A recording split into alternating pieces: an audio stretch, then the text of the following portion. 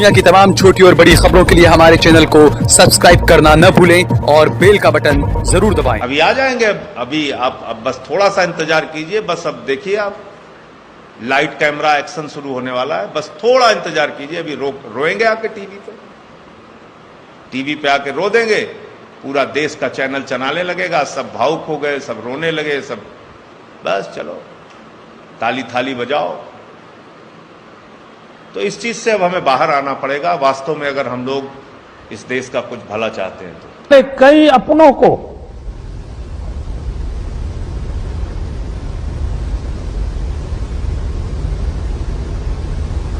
हमसे छीना है।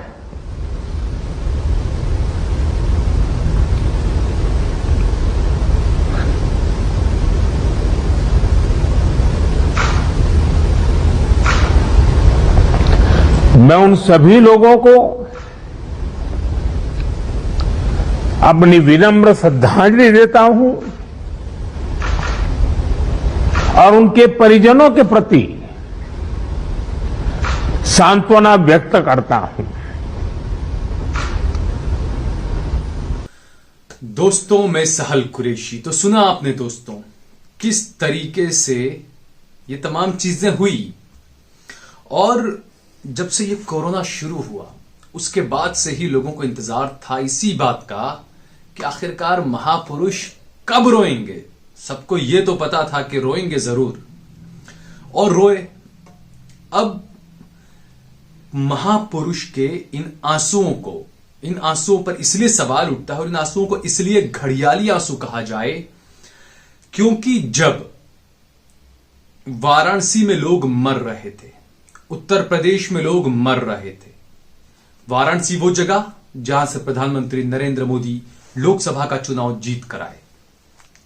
इसके अलावा मोदी का गृह राज्य गुजरात, वहां पर भी लोग मर रहे थे।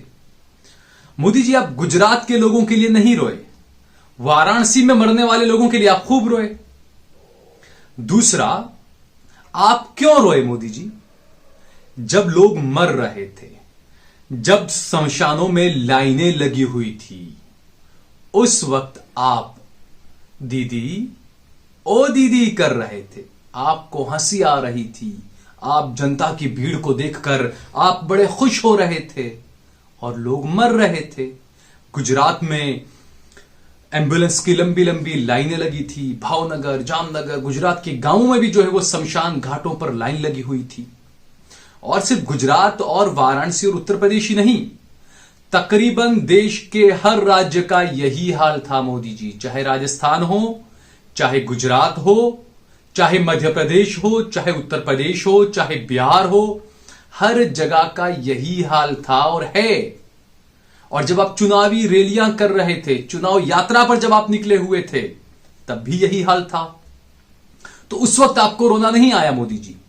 आपको रोना कब आया? आपको रोना तब आया जब अदानी एशिया के दूसरे सबसे अमीर व्यक्ति बन गए। कैसे बने? जनता का खून पसीना चूस कर। महंगाई को सरकार ने बढ़ाया। जो तेल है, खाने का तेल, वो तेल की कीमतें तकरीबन दुगना हो गई। 70 रुपए 80 रुपए पर किलो जो है वो बढ़ गई कीमतें। आपको बता दें कि ज्यादातर तेल जो है, चाहे मूंगफली का तेल हो, चाहे कोई भी तेल हो, अदानी की कंपनी का काफी बड़ा प्रोडक्ट है इस तेल के बिजनेस में। इसके अलावा भी और चीजें हैं। ये सवाल तो उठता है कि जब देश में गरीब और ज्यादा गरीब हो रहा है, लॉकडाउन है, पैसा नहीं है लोगों के पास में, 2 जून की रोटी खाने का उनके पास में पैसा नहीं है, ऐसे में अदानी साहब की प्रॉपर्टी जो है वो दिन दुगना रात चुगना तरक्की कर रही है। तो सवाल तो उठेगा ही मोदी जी। और जब ये तमाम चीजें सोशल मीडिया में ज्यादा आने लगी तो प्रधानमंत्री के आंसू बहने लग गए, प्रधानमंत्री को रोना आ गया। प्रधानमंत्री अपनी वाराणसी की जनता और जो लोग मरे हैं कोरोना में, उनके लिए रोने लग गए, जो आज तक नहीं रो रहे थे, लेकिन अब उन्हें रोना आ रहा है। मोदी जी, आपको रोना किस पर आ रहा है? आपको रोना उस सिस्टम पर आ रहा है जिसे नाम दिया गोदी मीडिया ने, सिस्टम नाकाम, सिस्टम की कमी, सिस्टम में कमी। तो क्या मोदी जी आपको भी उस सिस्टम पर रोना आ रहा है? किस पर आपको रोना आ रहा है? क्या आपको उस पर रोना आ रहा है कि मोदी केयर फंड से 58,000 वेंटिलेटर बनाए गए, उन वेंटिलेटरों को अलग अलग राज्यों में भेजा गया, ज्यादातर राज्यों में वो धूल फांक रहे हैं। कई जगहों पर आपके ये वेंटिलेटर जो मोदी केयर फंड से दिए गए थे वो बिल्कुल नाकाम साबित हुए। कई लोगों ने यह कहा, अस्पतालों ने यह कहा कि उस वेंटिलेटर को लगाने के बाद 2 घंटे के बाद वो वेंटिलेटर खुद ब खुद बंद हो जाते हैं। तो मोदी जी ये जो वेंटिलेटर भेजे गए हैं ये लोगों को बचाने के लिए भेजे गए या लोगों को मारने के लिए भेजे गए हैं, ये सवाल उठना लाजमी है। क्योंकि यकीनन यह कहा जाता है कि राज्य सरकार की जिम्मेदारी है। उत्तर प्रदेश की बात करिए, उत्तर प्रदेश के कई सारे अस्पतालों में वेंटिलेटर्स भेजे गए, वो वेंटिलेटर्स या तो इंस्टॉल करने वाला कोई नहीं है, या इंस्टॉल किया है तो वो सही से काम नहीं कर रहे हैं, या इंस्टॉल किया है तो वहां पर जो डबल फेज और सिंगल फेज का प्रॉब्लम आ रहा है। तो ये आपके सिस्टम की नाकामी है ना मोदी जी, इसी पर आपको रोना आ रहा है। दूसरा, पंजाब में कुछ वेंटिलेटर्स भेजे गए, तकरीबन 80 वेंटिलेटर्स भेजे गए थे और बताया गया कि 80 में से 70 से 75 वेंटिलेटर्स बंद है। आप सोचिए किस तरह के वेंटिलेटर भेजे जा रहे हैं, क्योंकि जो खबर है उसमें यह कहा गया है कि मोदी सरकार ने कुल 5 कंपनियों को तकरीबन 2000 करोड़ रुपए का कॉन्ट्रैक्ट दिया है वेंटिलेटर बनाने का। उन कंपनियों ने जो है वो तकरीबन 58,000 वेंटिलेटर्स बनाए हैं।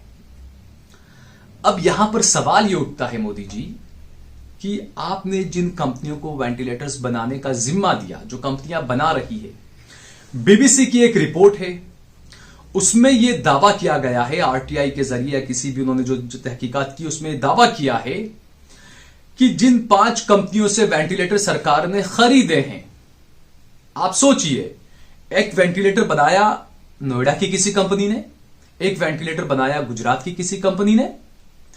नोएडा वाली कंपनी से आप वेंटिलेटर ले रहे हैं 1 लाख में, गुजरात वाली कंपनी से ले रहे हैं 8 लाख में, या मान लीजिए नोएडा की कंपनी से आप 8 लाख में ले रहे हैं, गुजरात वाली कंपनी से 1 लाख में ले रहे हैं। आखिर क्यों, क्या वजह? जब आपको सस्ता मिल रहा है आप सस्ता लेते। दूसरा, प्रधानमंत्री सहायता कोष पहले से मौजूद था, उसके बावजूद आपने पीएम केयर फंड क्यों बनाया, इसको लेकर हमेशा सवाल उठे।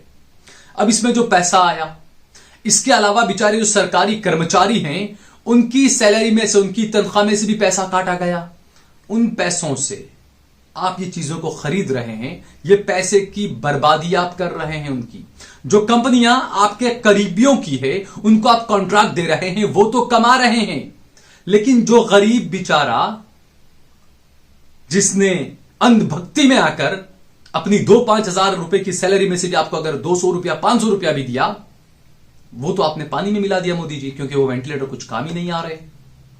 सरकारी कर्मचारी जो होते हैं उनकी तनख्वाह आपने काटी, उनका पैसा इसमें लगाया, वो भी पानी में चला गया मोदी जी।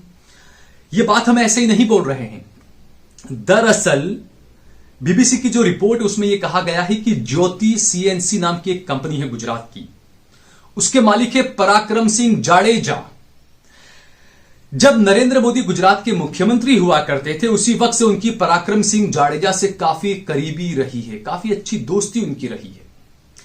यह पराक्रम सिंह जाडेजा की जो कंपनी है ज्योति सीएनसी, उसको इससे पहले कभी भी वेंटिलेटर बनाने का कोई तजर्बा नहीं था, लेकिन उसके बावजूद इस कंपनी को कॉन्ट्रैक्ट दिया गया वेंटिलेटर बनाने का। बताया यह गया कि प्रधानमंत्री नरेंद्र मोदी ने खुद कहा पराक्रम सिंह से कि आप मेक इन इंडिया के तहत आप वेंटिलेटर बनाना शुरू करिए। कॉन्ट्रैक्ट दे दिया गया, उन्होंने वेंटिलेटर बनाए धमन के नाम से, फिर धमन 1 आया, धमन 2 आया, धमन 3 आया। हैरानी की बात तो यह है कि जब धमन वेंटिलेटर गुजरात में अहमदाबाद के सबसे बड़े सिविल अस्पताल में जब लगाए गए तो सिविल अस्पताल में सबसे ज्यादा मौत हुई और उसके बाद धमन पर सवाल उठने लगे। अहमदाबाद के डॉक्टर्स ने खुद कहा कि यह वेंटिलेटर नाकाम है, फेल है, इसका हम यहां पर इस्तेमाल नहीं करेंगे। इसके बावजूद भी इस कंपनी को कॉन्ट्रैक्ट जारी रखा गया। आज तक यह कंपनी वेंटिलेटर्स बना रही है और पीएम केयर फंड के पैसों से खरीदा जा रहा है। किसे फायदा पहुंचाया जा रहा है? पराक्रम सिंह जाडेजा, जो मोदी के खास दोस्त हैं, ये हम नहीं बोल रहे हैं, ये कुछ रिपोर्ट्स हैं, बीबीसी की है और उसने डे टुडे की कुछ एक रिपोर्ट लगाई थी, उसके मुताबिक हम ये बातें बता रहे हैं। लेकिन ये बात भी सही है कि गुजरात के अखबारों में ही धवन जो वेंटिलेटर बना था उसको लेकर सवाल उठे थे। मोदी जी, ये आपका कैसा मेक इन इंडिया है, ये आपका कैसा गुजरात मॉडल है जो पूरे देश की जनता को मार रहा है। वेंटिलेटर आपने बनवाए, वेंटिलेटर आपने राज्यों में पहुंचाए भी, उनके पास में स्टाफ नहीं है, उनके पास में कोई इंस्टॉल करने वाला नहीं है, इंस्टॉल कर रहे हैं तो 2 घंटे में बंद हो जा रहा है। तो आखिरकार सवाल उठना तो लाजमी है ना कि ये जो इतनी सारी जो मौत हो रही है इसका जिम्मेदार कौन है। 56 इंच के सीने वाले का जिगरा कैसा होना चाहिए? क्या वो रुदाली होना चाहिए? दुनिया भर में आप घूम रहे हैं, आप बांग्लादेश गए, बंगाल चुनाव के वक्त, उस वक्त भारत में लोग मर रहे थे।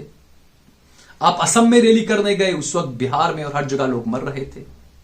आप बंगाल में रैली कर रहे थे, आपकी वाराणसी की जनता मर रही थी, आपके गुजरात की जनता मर रही थी, तब आपको रोना नहीं आया मोदी जी। लेकिन अब आप घड़ियाली आंसू बहाने के लिए आ गए।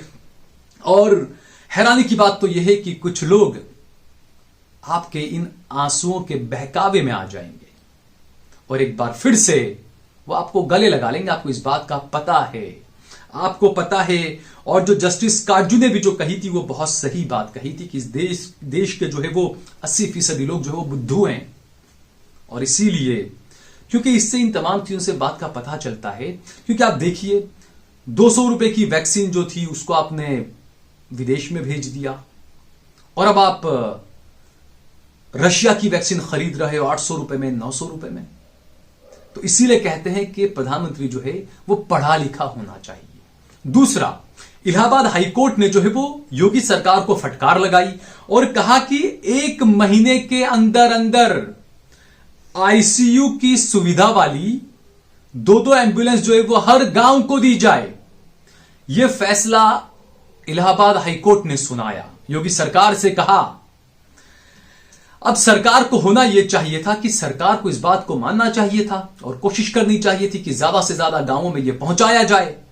लेकिन यह सरकार की निर्लज्जता आप देखिए कि इस मामले को लेकर सुप्रीम कोर्ट में पहुंचा गया। अब सुप्रीम कोर्ट ने भी क्या बेहतरीन फैसला दिया। सुप्रीम कोर्ट ने कहा कि हाईकोर्ट ऐसे फैसले ना दे जो पूरे ना किए जा सकें। क्यों नहीं किए जा सकते पूरे? आप 58,000 वेंटिलेटर बना सकते हैं, तो क्या आप आईसीयू वाली 2 एम्बुलेंस नहीं बना सकते हैं? उत्तर प्रदेश में तकरीबन 97,000 गांव हैं, आपको 1.5 लाख 2 लाख एम्बुलेंस देनी होगी। कौन सी बड़ी बात है इसमें? आप मुकाबला करने की बात करते हैं चाइना से, जो एक ही रात में 3,000 बेड का अस्पताल तैयार कर सकता है, पूरी बिल्डिंग खड़ी कर सकता है।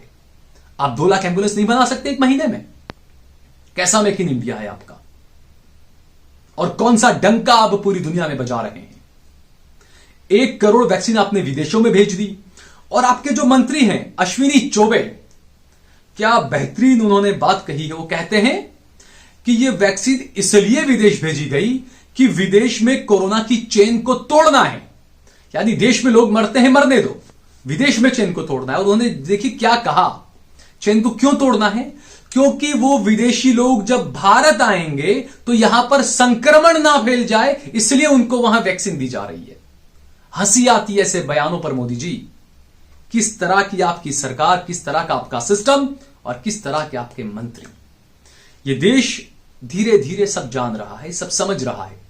आप जो रोते हैं, ये रोने का जो नाटक करते हैं, बिल्कुल कुछ लोग इससे खुश होंगे, कुछ लोग इससे मान भी जाएंगे, लेकिन ये चीजें प्रधानमंत्री को शोभा नहीं देती है। दोस्तों, अगर आपको हमारा ये वीडियो पसंद आया हो तो इस पर कमेंट करिए, इसे लाइक करिए, इसे ज्यादा से ज्यादा शेयर करिए। अगर आपने हमारा चैनल देश लाइव सब्सक्राइब ना किया हो तो हमारे चैनल को जरूर सब्सक्राइब करिए। और हमारा फेसबुक पेज सहल कुरैशी ऑफिशियल और देश लाइव, ये 2 हमारे अलग अलग पेज हैं। इन दोनों पेज को भी आप जरूर फॉलो करिए, फेसबुक पर, ट्विटर पर और इंस्टाग्राम पर।